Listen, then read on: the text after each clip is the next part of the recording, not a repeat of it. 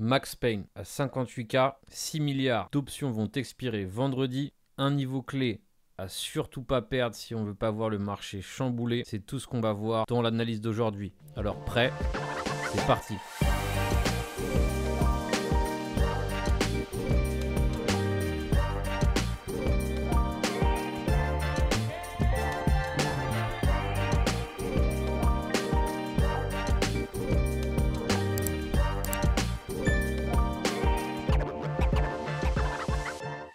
Bonjour à tous l'équipe, bienvenue sur la chaîne Captain Trading. Comme d'habitude, on va essayer de décortiquer les marchés, se forger un plan et évidemment essayer de profiter au mieux de ces fluctuations de marché et de cette semaine qui a été relativement verte dans l'ensemble.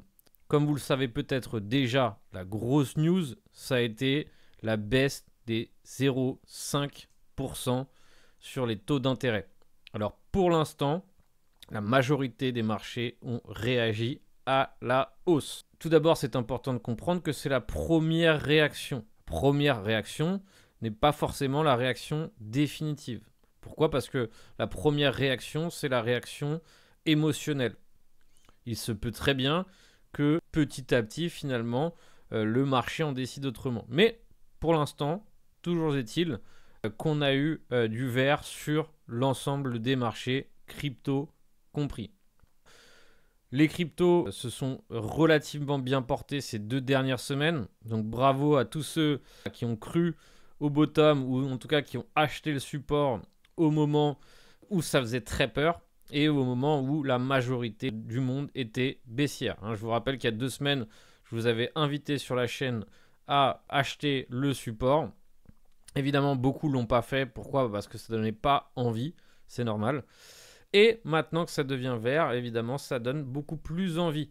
Alors, à quel moment doit-on acheter ou est-ce qu'on est en sécurité pour l'achat ? Pourquoi ? Parce qu'actuellement, ce qui se passe, c'est qu'on est dans du scénario de continuation. Lorsqu'on est dans du scénario de continuation, l'inconvénient, forcément, c'est que ça continue de hausser, jusqu'à, justement, que ça commence à corriger violemment. C'est pour ça que le scénario de continuation est toujours plus délicat.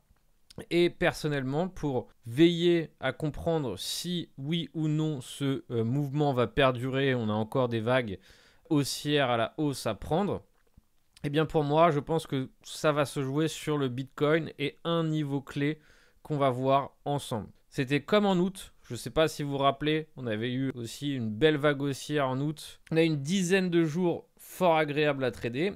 Et il y avait un niveau à surtout pas perdre. Et je vous en avais parlé, je vous ai dit, écoutez, pour l'instant, ça a une très bonne tournure.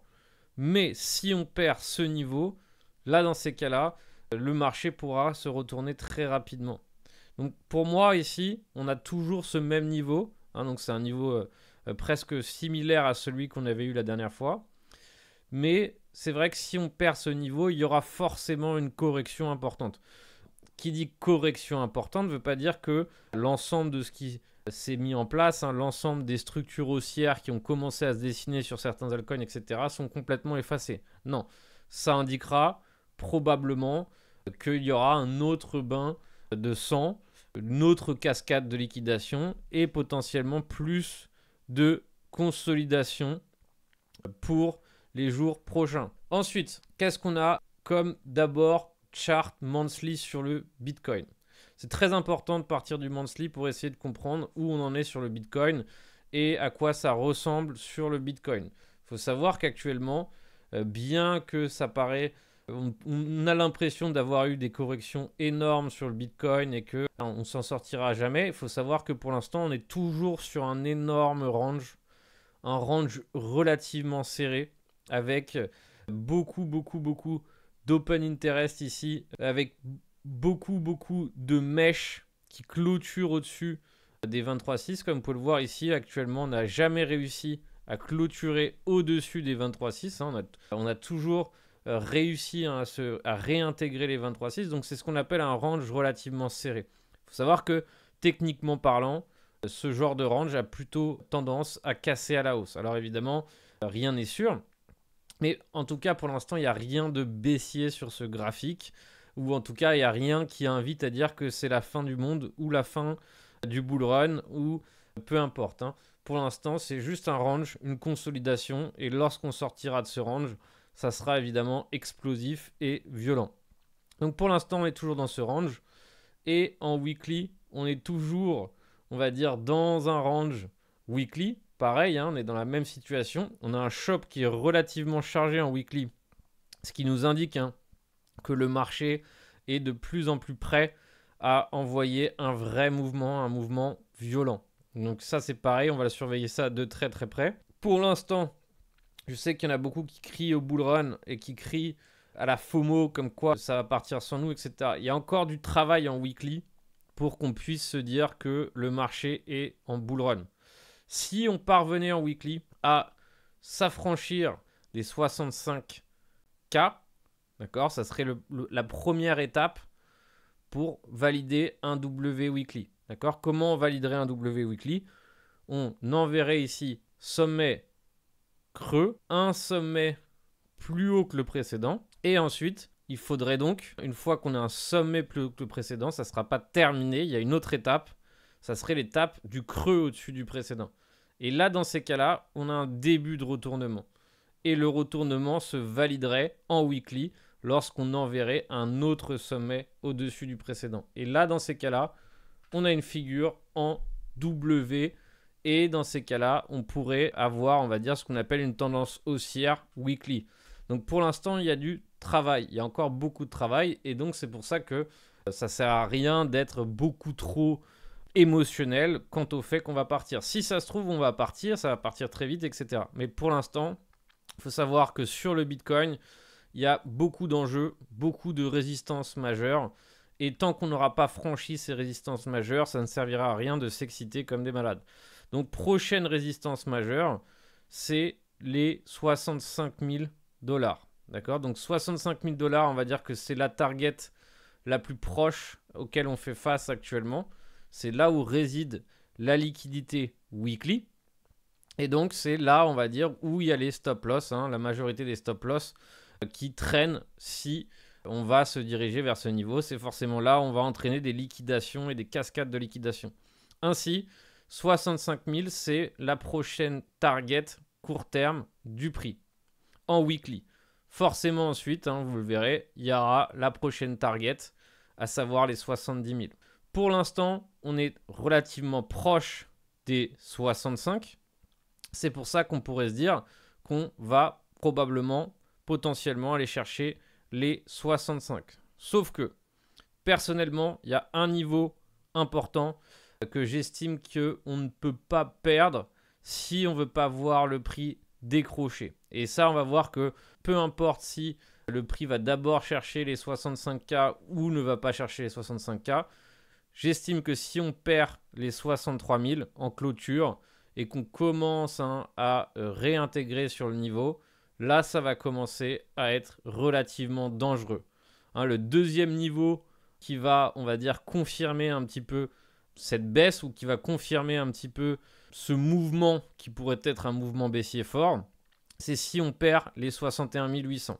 Si on commence à perdre ces niveaux-là, il y a de fortes chances pour qu'on aille voir une correction plus importante se mettre en place et au moins aller chercher les 58K.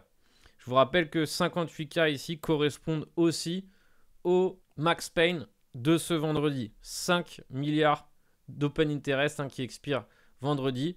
Un max pain à 58K, donc ça veut dire que le niveau de douleur maximum, c'est-à-dire que si on expire à 58K, on a réussi à faire en sorte que la majorité des acheteurs d'options deviennent perdants. Et donc dans ces cas-là, c'est forcément, on va dire, le niveau qui fait le plus mal. Donc là, on a une convergence avec 58K qui est donc le creux ici qui dépasse et donc un niveau où il y a forcément beaucoup de liquidité avec le max pain. Donc le niveau à surveiller, à comprendre et à interpréter comme étant un niveau d'invalidation d'une potentielle continuation court terme, c'est d'abord les 63K, les 62 800 et ensuite les 61 700. Dès qu'on revient sur ces niveaux-là, vous pouvez commencer, on va dire, à être en mode vigilance. Pourquoi ? Parce que c'est ce type de niveau qui pourrait faire que le prix se casse très rapidement. Je vous rappelle aussi qu'une partie de ce mouvement haussier a été aussi engendrée par MicroStrategy qui a acheté des bitcoins aussi pendant ce mouvement haussier du BTC. Donc c'est pour ça que bien qu'on ait affaire à une superbe hausse, il faut savoir qu'on revient de 2 semaines consécutives de hausse avec plus de 12 000 $ de fluctuations sur le BTC. Et donc forcément, il faut s'attendre à ce que ça puisse corriger. Donc si ça corrige, il ne faut pas forcément tout remettre en question. Il faut tout simplement être prêt. Pourquoi ? Parce que si on achète des altcoins, et tout à l'heure on va faire un tour sur les altcoins qui sont forts et ceux qui sont relativement intéressants à suivre en ce moment, eh bien si on achète plein d'altcoins, forcément si on n'observe pas ce qui se passe sur le BTC, eh bien on peut se retrouver dans la situation où on perd évidemment sur ses swings, etc. Donc personnellement, au vu de la semaine et des 2 semaines qu'on a eues qui ont été relativement haussières, je suis beaucoup plus en mode vigilance et à attendre, on va dire, des entrées beaucoup plus intéressantes sur les altcoins plutôt que de me précipiter en pensant que j'aurai pas mon opportunité pour rentrer. Encore une fois, c'est ma façon de voir les choses et si vous pensez qu'il faut se précipiter, allez-y. Maintenant, on va voir Ethereum qui commence... donc c'est encore tôt pour le dire, mais qui devient relativement intéressant. Il est légèrement en train de se renforcer. Pour combien de temps ? Malheureusement, dernièrement, ça n'a jamais duré très longtemps. Mais pour l'instant, il est plus fort qu'il ne l'a été. Et ça se voit par rapport à l'ETH-BTC, qui nous a dessiné ici une belle jambe haussière. Alors, vous voyez qu'il y a encore pas mal de travail sur cette jambe haussière, sur l'ETH-BTC.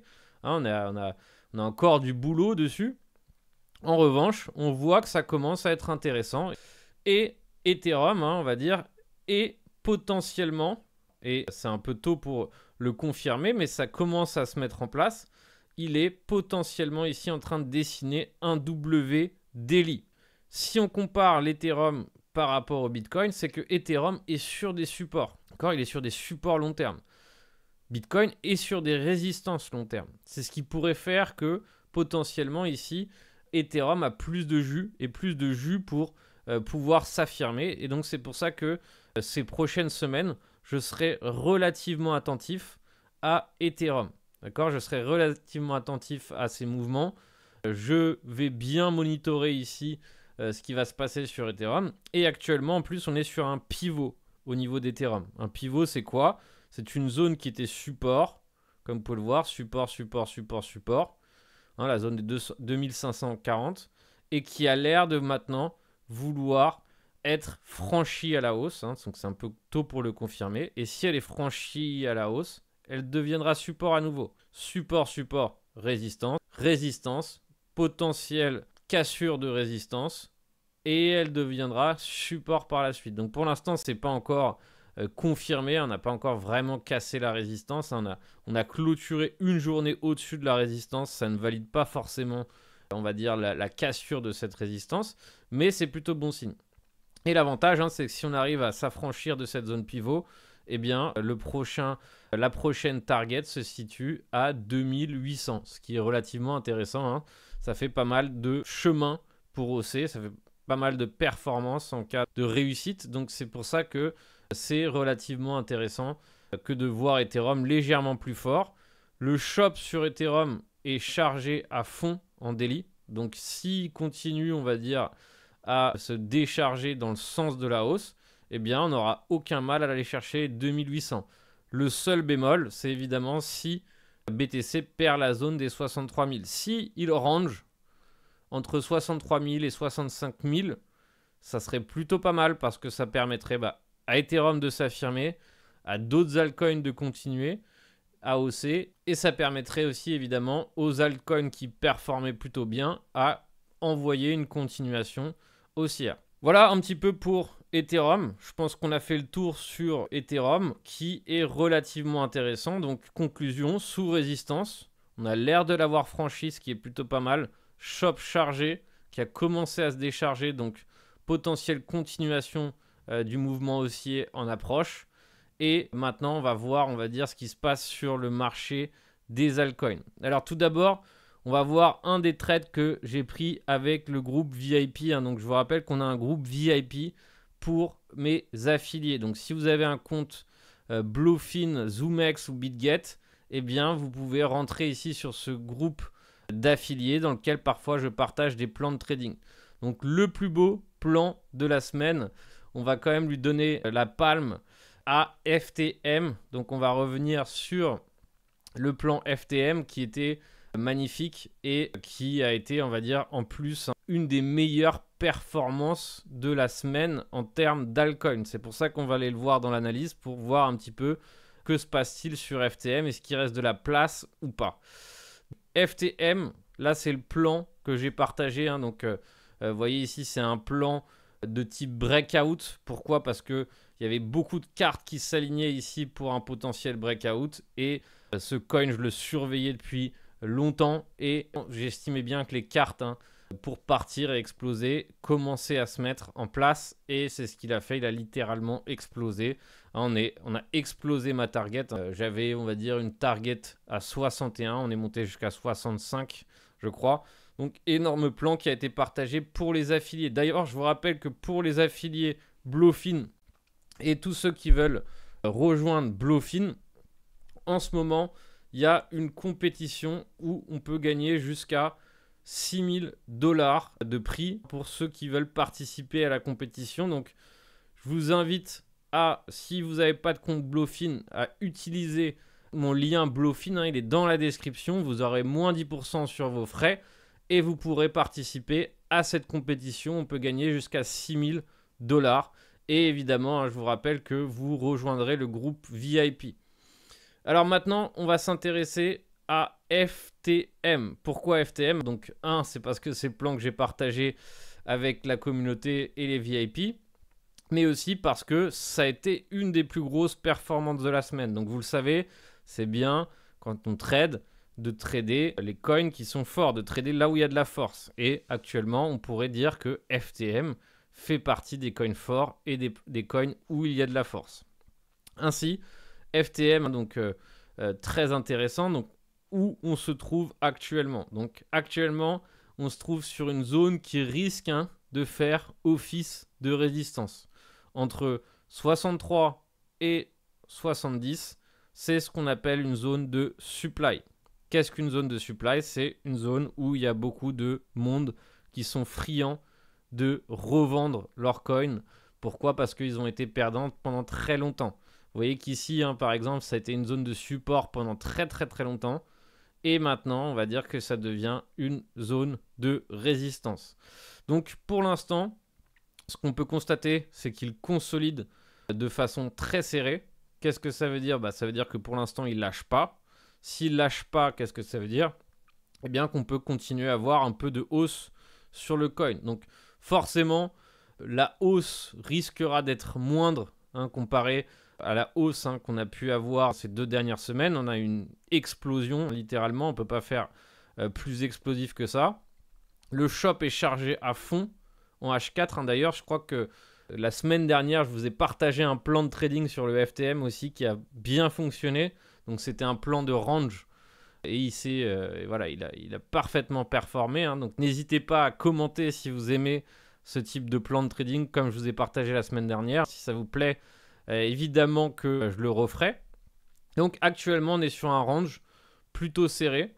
On a un shop H4 à fond. Donc ça veut dire que actuellement on va dire il est en train de générer assez d'énergie pour envoyer une prochaine jambe. Et maintenant l'enjeu c'est de savoir si oui ou non on va envoyer une jambe haussière ou baissière. Quand c'est un range comme ça, c'est toujours bien d'attendre un franchissement d'une extrémité. C'est-à-dire que si par exemple on envoie un mouvement baissier violent et qu'on réintègre, ça serait pas mal. Pourquoi? Parce que ça serait un signal haussier potentiel.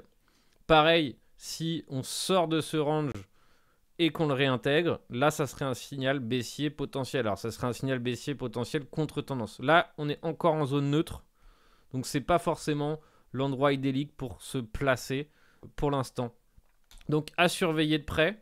Et surtout, ce qu'on va surveiller, c'est voir qu'est-ce que va nous faire le FTM. D'accord? Va-t-il nous envoyer une grosse jambe haussière supplémentaire? Il faut savoir que si ça franchit des 70, il n'y aura plus grand-chose pour l'arrêter jusqu'à la résistance des 81 centimes. Donc coin à surveiller. C'est pas le seul à surveiller, il y en a plein.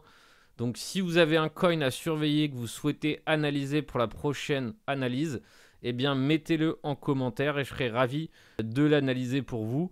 Et je serai ravi évidemment de partager l'opportunité à toute la communauté si vous estimez qu'il y a un joli coin à analyser.